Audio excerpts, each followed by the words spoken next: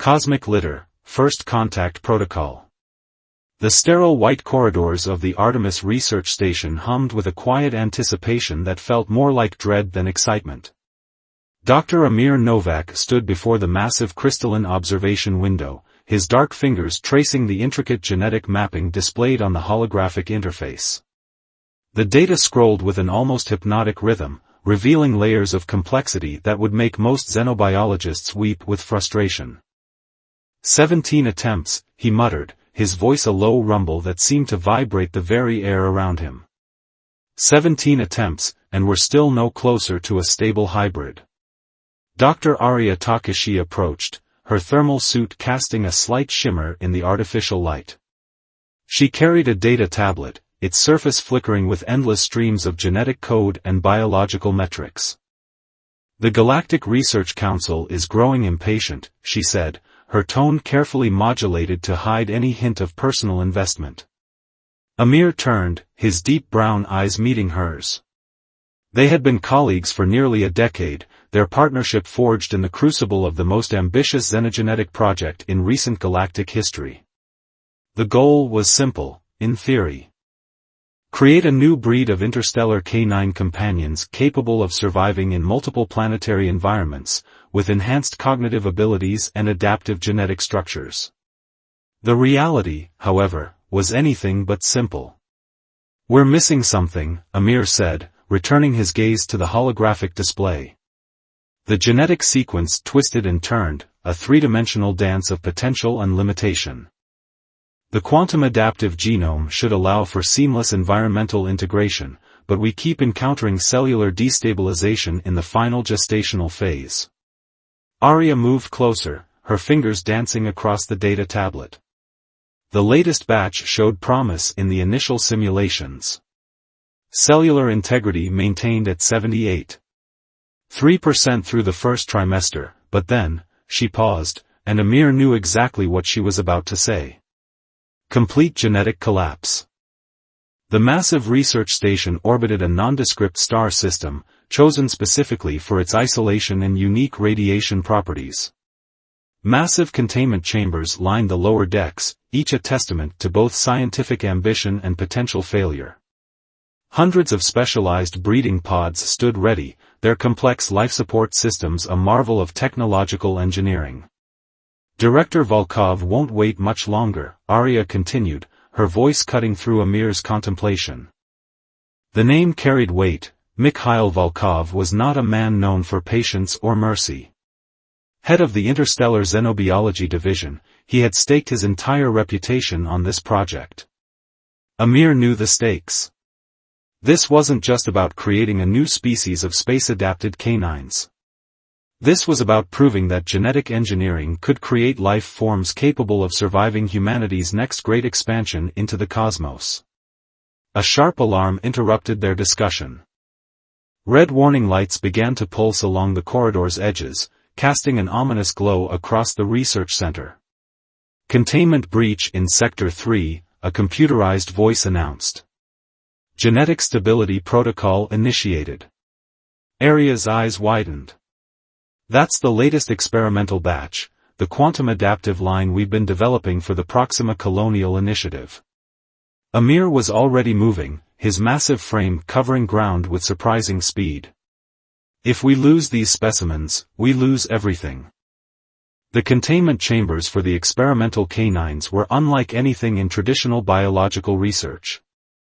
Each pod was a marvel of quantum adaptive technology, capable of instantaneously adjusting environmental conditions to support the most extreme genetic variations. Thick quantum-reinforced glass separated the researchers from the living specimens, each one a potential breakthrough or catastrophic failure. As they reached Sector 3, the true extent of the problem became clear. One of the breeding pods was showing signs of critical instability. The genetic material inside was literally shifting, transforming at a cellular level faster than their most advanced monitoring systems could track. This is impossible, Arya whispered, her scientific detachment momentarily shattered. The canine specimen inside the pod was no longer a static organism. It was changing, adapting in real time to some unknown stimulus. Its genetic structure was rewriting itself, creating patterns that defied every known principle of biological adaptation. Amir's hand hovered over the emergency containment controls. One wrong move could either save the specimen or destroy years of research. "We're on the edge of something extraordinary," he said, more to himself than to Arya. "Or we're about to witness the most spectacular failure in xenogenetic history." The pod continued to pulse with an otherworldly light, the creature inside becoming something neither of them could yet comprehend. Little did they know, this was just the beginning of a journey that would reshape humanity's understanding of life, adaptation, and the very nature of biological existence. The first drops of a cosmic storm were about to fall. 48 hours after the containment incident in Sector 3, the Artemis research station had transformed into a hive of frenzied scientific activity. What had begun as a routine genetic research project had mutated into something far more complex and potentially revolutionary.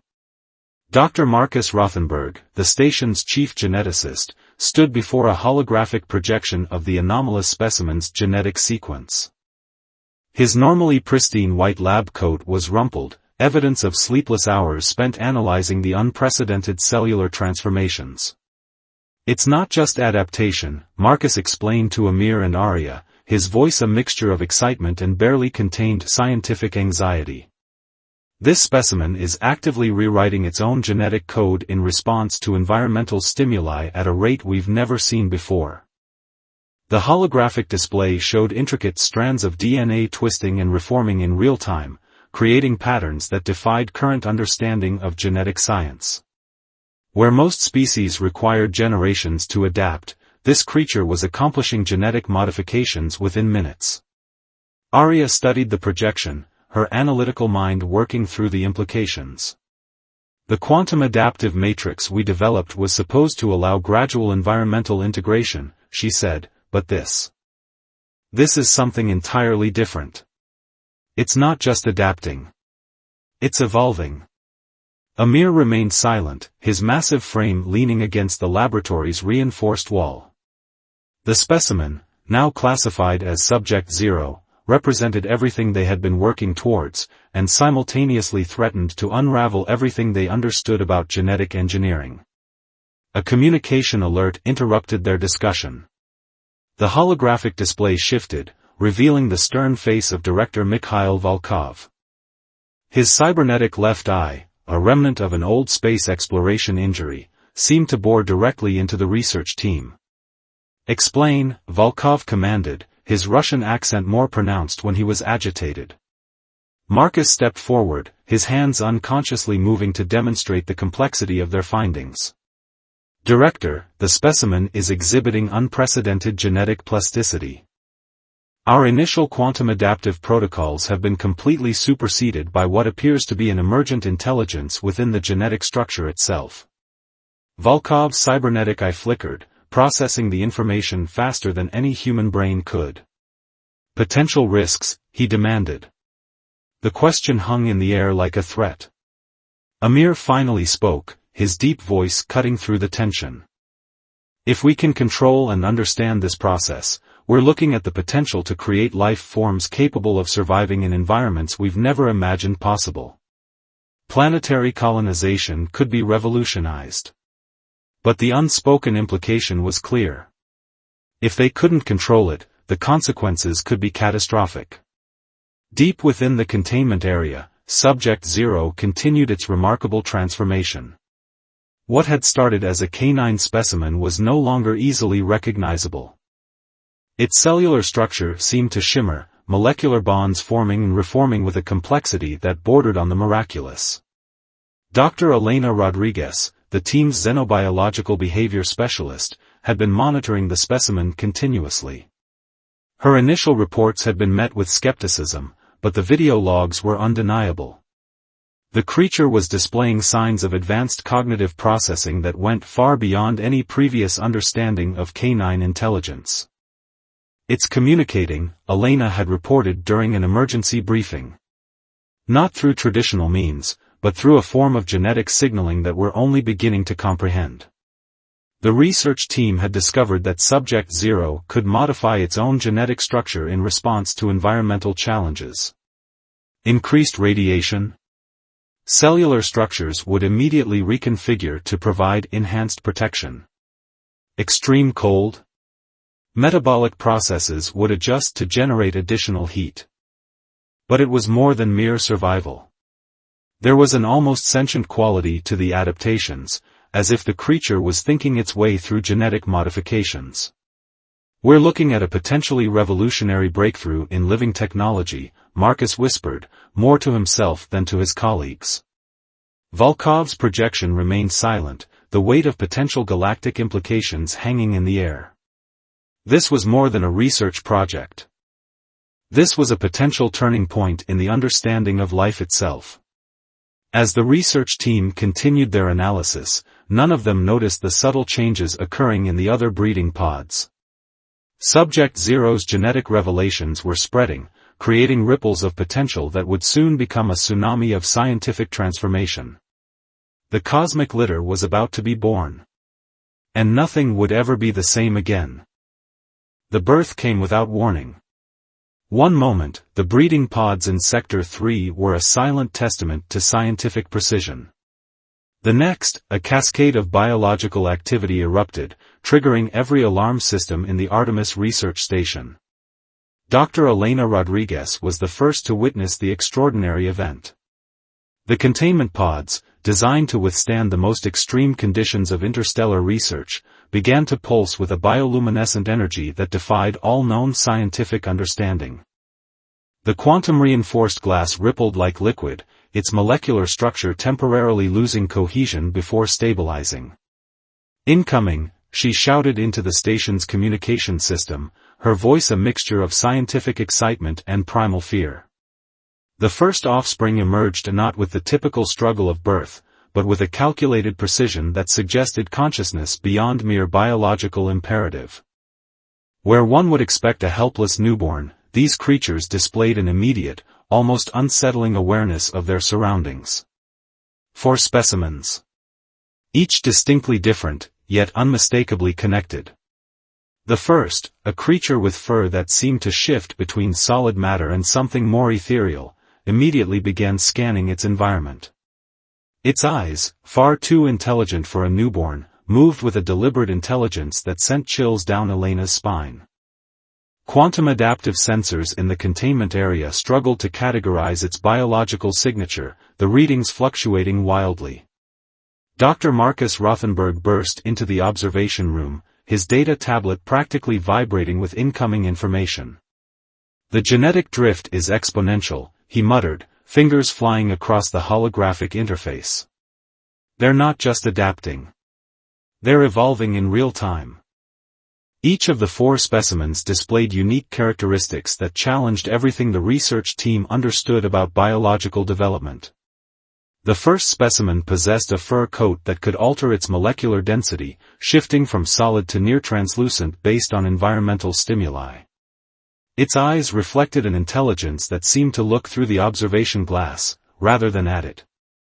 The second demonstrated an extraordinary ability to generate and manipulate electromagnetic fields. Sensitive equipment nearby flickered and responded to its mere presence, creating localized energy disturbances that defied conventional physics. The third specimen showed signs of advanced respiratory adaptation. Its cellular structure suggested the ability to process multiple atmospheric compositions simultaneously, a breakthrough that could revolutionize planetary colonization efforts. The fourth was perhaps the most enigmatic. It appeared to be generating a complex quantum entanglement field around itself, creating a bubble of altered spacetime that made continuous observation challenging. "This is beyond anything we've ever conceived," Amir said, his massive frame tense with a combination of scientific wonder and growing apprehension. Director Volkov's communication channel erupted with a stream of demands and questions. The Galactic Research Council would want immediate answers, and immediate control. But control, the research team was quickly realizing, was becoming an increasingly fluid concept. Elena noticed something else. The specimens were communicating. Not through any traditional method of communication, but through a complex system of genetic signaling that seemed to transcend individual cellular boundaries. "They're sharing information," she reported, her voice barely above a whisper. "Not just genetic data. Something more. It's like they're building a collective consciousness." The breeding pods that had once been silent chambers of scientific precision were now alive with an energy that felt almost sentient. The quantum adaptive environment responded to the specimen's collective will, reshaping itself in subtle, almost imperceptible ways. Amir approached the observation glass, his reflection merging with the extraordinary scene before him.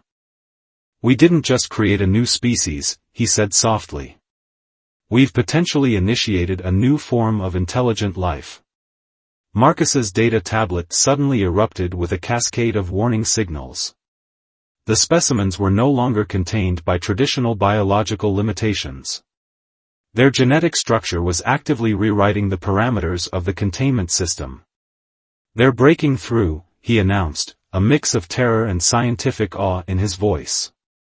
"The quantum adaptive protocols are being overridden." The specimens looked up, almost in unison. Their collective gaze seemed to pierce through the observation glass, through the layers of technological marvel that surrounded them, and directly into the hearts of the researchers. They were no longer just subjects of a scientific experiment. They were becoming something else entirely. Something that would change everything. The news of the extraordinary specimen spread through the Galactic Research Council like a quantum shockwave. What had begun as a controlled xenobiological experiment now threatened to reshape humanity's understanding of genetic potential and interstellar adaptation. General Kira Andropov of the Interstellar Defense Consortium arrived at the Artemis Research Station with a contingent of specially trained quantum adaptive security personnel. Her reputation preceded her. A veteran of 3 interstellar conflicts, she was known for her ability to neutralize potential threats before they could fully manifest. "Containment is no longer a suggestion," she told Amir and Arya during her initial briefing.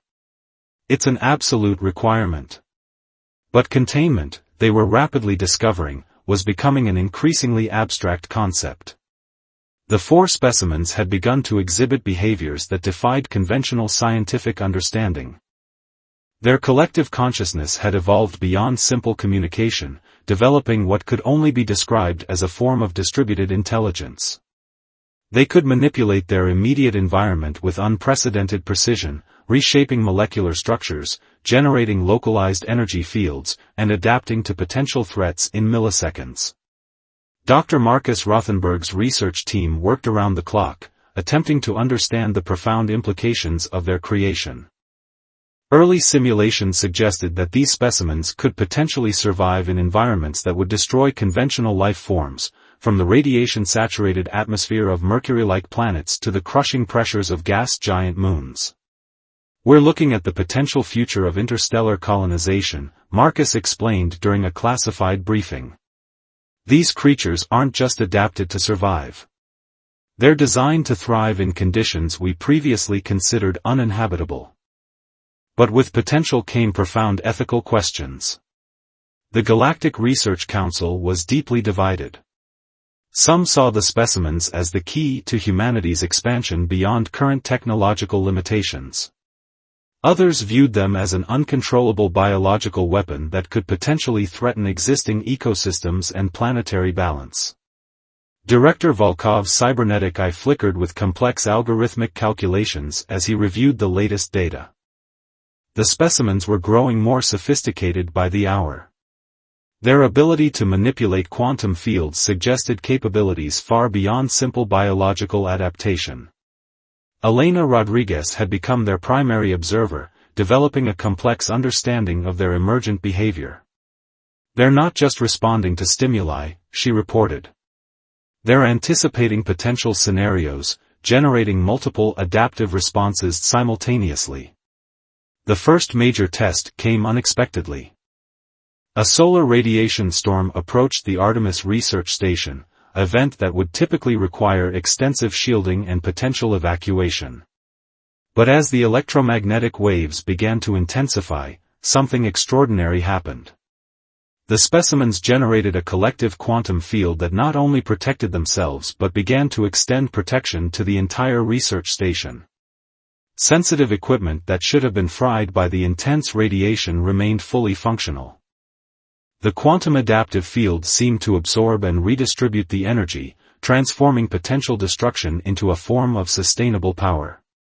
General Andropov watched the data streams with a mixture of fascination and growing concern. "This is beyond any defensive technology we've ever conceived," she muttered. Diplomatic channels began to buzz with speculation.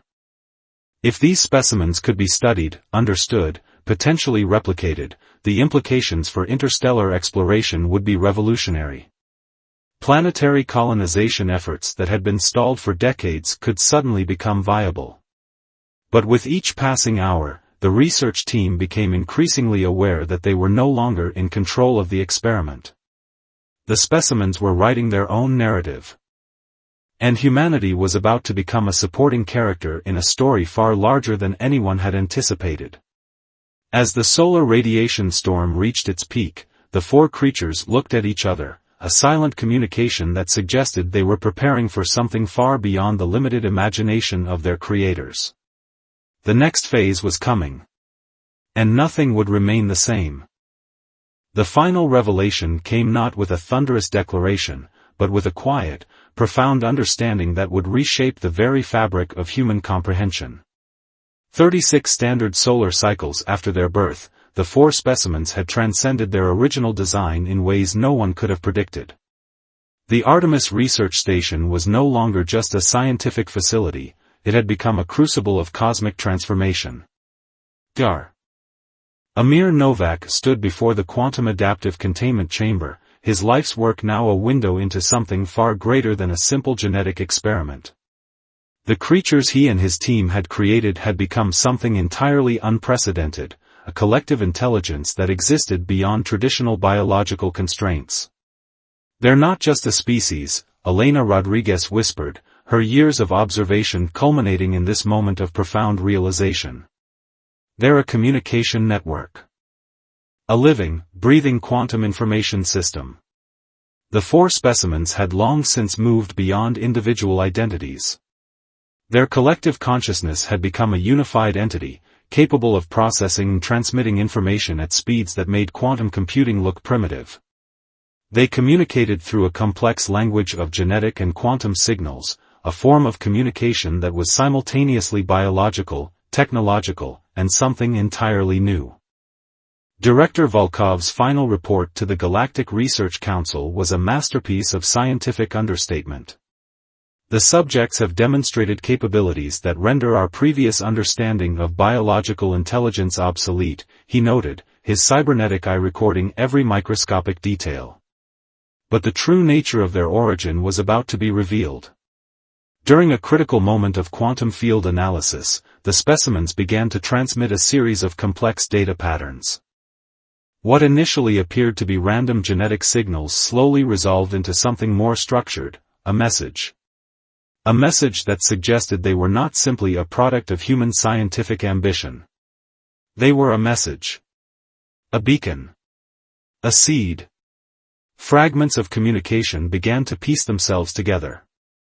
The research team watched in stunned silence as the true purpose of their creation became clear. These were not just adaptive organisms designed for interstellar colonization. They were designed as a form of interstellar communication, a living, evolving transmission system created by an intelligence far beyond human comprehension. "We were never the creators," Amir realized, his voice barely a whisper. "We were the method of delivery." The specimens had been cultivating their abilities, preparing for a moment of collective emergence. Their adaptive capabilities, their quantum-level communication, their ability to manipulate energy and matter, all of it was part of a larger design. General Kira Andropov, who had viewed the specimens as a potential threat, now understood the profound implications. "They're not a weapon," she said, her decades of military strategy suddenly feeling obsolete. "They're a message. A bridge. A bridge to what remained the ultimate question." As the final pieces of their origin fell into place, the 4 specimens began to transform. Their physical form became less defined, a shimmering quantum construct that existed between states of matter and energy. They were preparing to move beyond the limited confines of the research station, beyond the narrow understanding of human science. Elena's final observation captured the essence of the moment. We thought we were creating life adapted to survive in the cosmos. Instead, we've become the mechanism for something far greater to make contact. The quantum adaptive chamber began to dissolve, not through destruction, but through a controlled, almost gentle transformation. The specimens were no longer contained. They were no longer just a scientific experiment. They were becoming. As the first tendrils of their quantum consciousness began to expand beyond the station's physical boundaries, humanity would soon understand that they were not alone. Nor had they ever been. The cosmic litter had been delivered. And the message was just beginning.